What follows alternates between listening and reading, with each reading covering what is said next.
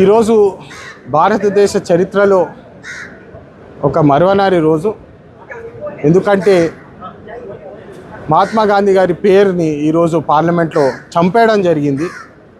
మీ అందరికి తెలుసు 1948లో గాడ్సే ఎవరైతే ఆర్ఎస్ఎస్ మెంబర్ ఉండేనో వారు మహాత్మా గాంధీని క్రూరంగా చంపేయడం జరిగింది. మళ్ళీ ఈరోజు 2025లో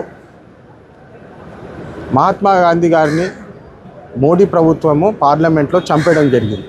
మీరందరూ చూస్తున్నారు. ఉపాధి హామీ అనే పథకము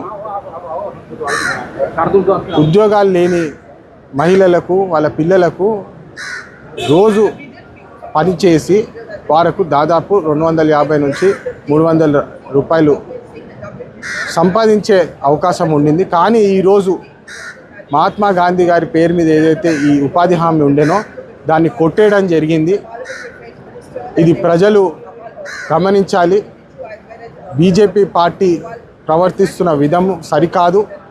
ఇది కేవలము ప్రాఫిట్ల కోసము కంపెనీలు ఏదైతే ప్రాఫిట్ల నడిపే అదానీ కంపెనీలు, అంబానీ కంపెనీల కోసం పనిచేస్తుంది ఈ ప్రభుత్వం. కానీ పేదవాడి కోసం ఈ ప్రభుత్వం పనిచేస్తలేదని చెప్పి ఇది ఒక పెద్ద రెడ్ అలర్టు.